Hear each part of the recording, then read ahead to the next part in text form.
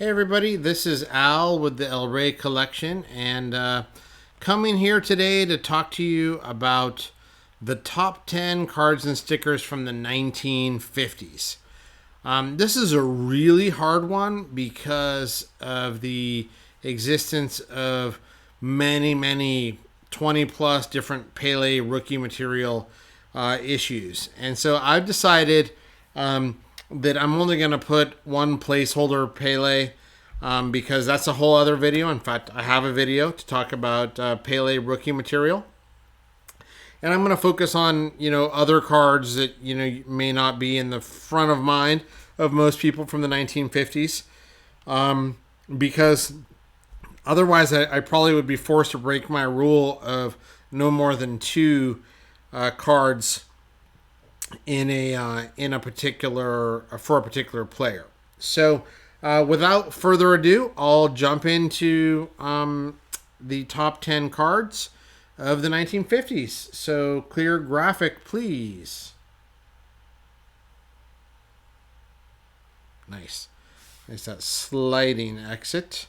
So in the number 9 spot number 10, sorry, I'm losing it already off on the numbers, is the exceedingly rare to my eyes, I've only seen a couple copies of this, 1957 Ruiz Romero Di Stefano. And so this card, I love it just because of how bizarre it looks like. This card looks like it more belongs in the 1960s than the 1950s. Look at those crazy colors that are on it. So love that. With the Real Madrid in the middle of the, European Cup, Champions League run. So it's a blank back. But, with some, staining and stuff. But such an interesting, and rare to my eyes card. So, number 10. Ruiz Romero Alfredo Di Stefano, 1957. In the number 9 slot, you can pick, there are so many very cool Brazilian stickers in the 1950s. And I'm going to just pick one here. I mean, I could have picked Jair, Zizinho, the Djalma Santos, a Nilton Santos. Here I tried to pick a pretty clear rookie card of a generational goalkeeper, which is a Gilmar. He takes over from Barbosa. Barbosa blamed in many ways of losing the 1950 World Cup to Uruguay, who, by the way, was an amazing keeper in his own right. So, totally collectible, amazing keeper. But here to have a 1951, what I think is pretty much consensus only rookie, and a really nicely kept Brazilian sticker with an exquisite back in never stuck condition. This is kind of the one that jumped out to me, but it could have been, 50 different stickers. I mean, this particular one is a great one. Winner of the World Cup in 58 and 62. Just epic goalkeeper and epic sticker. And so he's kind of representative. Again, I had a hard time. I just wanted to put a Brazilian sticker from the 1950s in there because they're so iconic.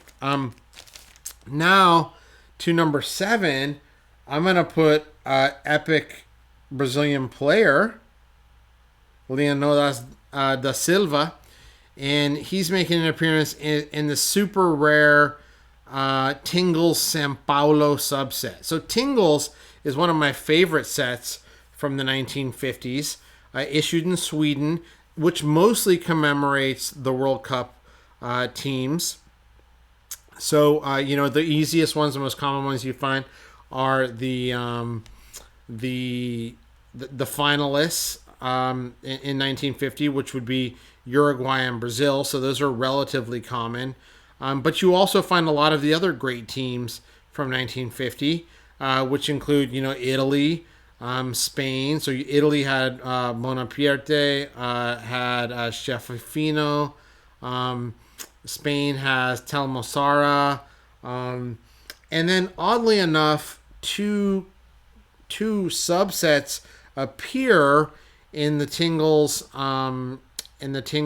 set that seem completely out of place. Number one, the United States of America. So it may have been because the U.S. beat England and they threw together hastily a number of U.S. players, with almost all of the names of the players being incorrectly recognizing those players. So you get a Team USA set that is really hard to find. And then even more hard than that set is this is the Sao Paulo subset, which the team Sao Paulo made a trip to Sweden to play some friendlies, and Leonidas da Silva was on the Sao Paulo team. He was the leader of he was the leading scorer of the 1938 World Cup, and actually one of the best, most prolific strikers in Brazil for a period of about 15 years. Completely underrated, super important, mega star for Brazil, and he makes an appearance in what is an amazing set for the hobby. So one of the most tough sets to, tough cards to get. This is a blank back version, but you'll remember Tingles have Tingles back, Flamingo back. There's even a couple of rarer backs. And a number of the Tingles cards have different projections, like a close-up projection, a side projection. So it's a super fun set to collect. But this, next to the Joja 10's USA card, would be my favorites of the set. Those would be the two most important cards from my perspective. And actually, I think just this weekend, an SGCA Joja 10s sold for nearly $3,000. So the market is really understanding the importance of a number of these Tingles cards. What I'm not sure the market understands is how beautiful this card is. I mean, from a beauty perspective, if I ever did it the most beautiful cards thing, I think that this La Colonial is also going to make it. So not only is it an early Real Madrid cards, of course he has cards from 53, which are earlier. Of course there are cards of his that are issued in Argentina. So, but this card in particular is just so beautiful. There's a smaller projection as well. And they're issued over two different sets of years, 53, 54, and 54, 55. But look at how unbelievably nice this back is. I just love this. So it's a Chocolate Factory La Colonial. And so this for me is my number 6 card of the 1950s. If De Stefano didn't have some of those Argentine issues, I'd obviously put this one even up there more. It'd probably be the most beautiful eye appeal rookie material stuff out there. But he does have that stuff from Argentina, so it can't go into the most elite class. So number 5 is this very rare Olympiad gum Raymond Kopa, which I'm not exactly sure if it's 50 or 52. Olympiad's a French brand, and they actually make cards that go into the late 50s. There's some beautiful in action cards of Kopa that are generally thought to be like 54 to 56, 7. But this one is thought to be the earliest one. Given the name Olympiad, you'd have a bias to say, well, maybe this is made for 1952. But the name Olympiad really, really relates to the gum manufacturer, so you can't just, jump to a conclusion that that the Kopa is an Olympic year. It's not. The Olympiad issues go out much farther. So anything Kopa from France is tough. This is no exception. But if you just look at how beautiful this card is with his with his portrait. I prefer this to the in-action Olympiad ones later, and I also believe it's his first issued card. So again, a Kopa, what I'll call a rookie, to as far as I know, whether 1950 or 52, this would be it. And just unbelievable. I mean, the 1950s, just like the 1960s, and really, frankly, every decade now, because there's so many issues, it's just super hard to pick 10, mega cards. So this one, what is this, 5? 10, 9, 8, 7, 6, 5. Yep. So this is number 5. And, oh, man, there's a lot of great Brazilian, issues of Garrincha. This one, just because of the net behind him and the blue, stands out at me, for being one of my absolute favorites. Just look at that. He's so young. This is a 57 Oliveira and Benassi. Actually different from the Oliveira and Benassi set that the Pele comes out of, the yellow one. But absolutely gorgeous. They have multiple different sets. This one's from Balas Cacción Plano Juvenil. Of course, I'm butchering the name, but what a beauty. Love this Garrincha card. And again, there are earlier ones. You could have picked the 54 Federicao. You could have picked the 59 Ídolos de Bala. You could have taken the 57 OMB. It's kind of representative. This one I just like slightly more than those because of the blue background and the net. But they're all just epic, super tough cards. So in the number 4 slot, I am going to put the Figuritas Cola 1951 JM Moreno.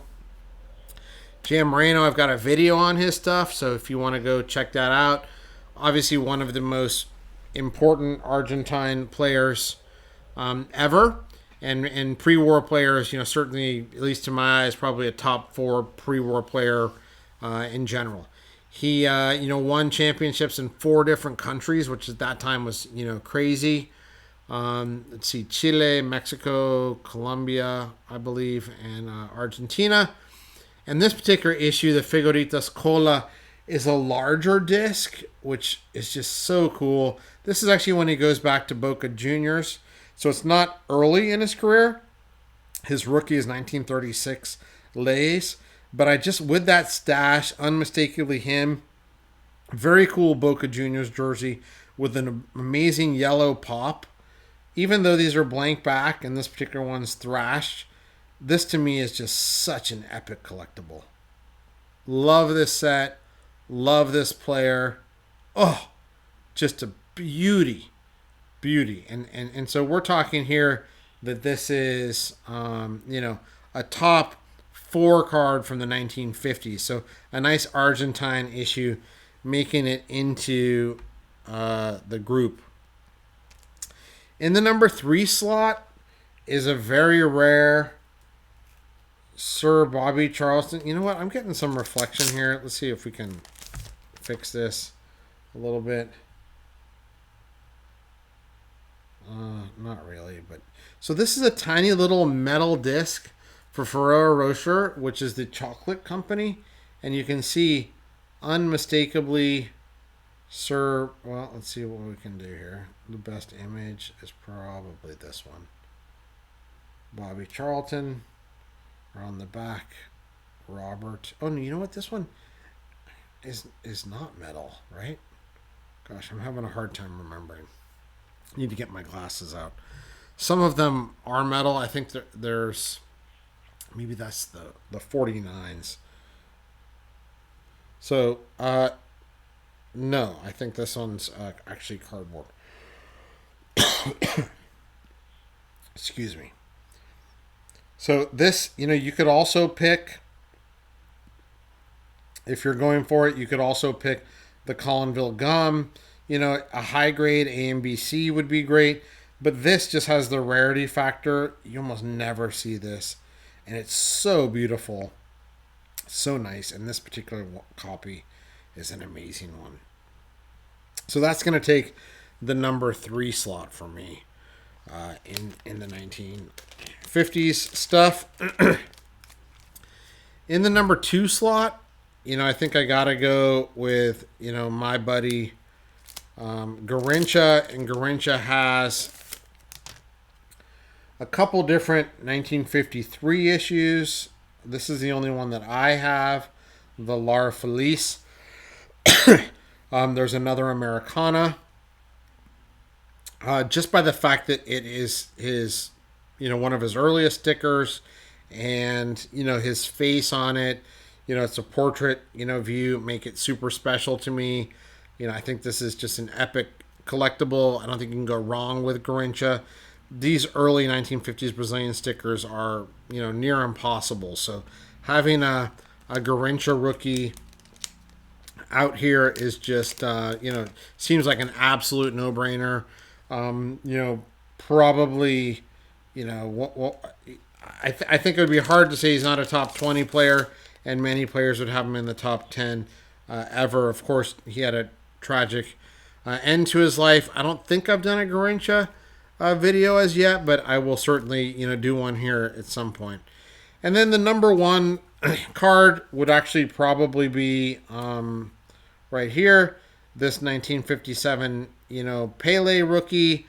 Could be the 1957 OMB yellow rookie. Could be my 1958 Alifa Bolaget, PSA 8.5. Could be just so many different Pele cards. I'm throwing this one up because I happen to have it here in house. All those other cards are at the bank, so I don't have them readily handy when I'm making this video. But I'm just throwing up one of the highest graded 86 Titulares cards, because this card in particular is super fun because it has 3 different versions. Number 1, it's harder to get than the number 50 card. This is the number 86. So, there's one that doesn't have an overlay. And so there's another one that has the overlay but no star. So this is the overlay and a star. And you can see the back on this one is just perfect. It's one of the best copies out there. Never stuck. So there's 3 different versions, and PSA doesn't differentiate between the versions. But I'll tell you, the one without the overlay is by far the most rare. And part of the reason why the 86 is more scarce than the 50 is that the hypothesis is that these stars and the overlay had something to do with the prize redemption on the Titulares album, which would have given way to many of those being redeemed and therefore not left in the market or pasted into albums. So again, I don't want to make this a Pele rookie video because that's what the 1950s could be in itself, and have the top 10 cards or the top 20 cards. I wanted to show some other players from the 1950s that really also have truly elite cardboard and epic cardboard. So I'll just put this one as a placeholder, and you can remember that probably this one, the 1957 Americana Pele, would be the one that I would likely have in this slot. And probably the other 57 or the 1958 Jose Inocente would have taken the number 2 spot. But let's not focus on Pele. You can do that on my Pele video. Let's focus on all the other players from the 1950s. And, thanks for watching.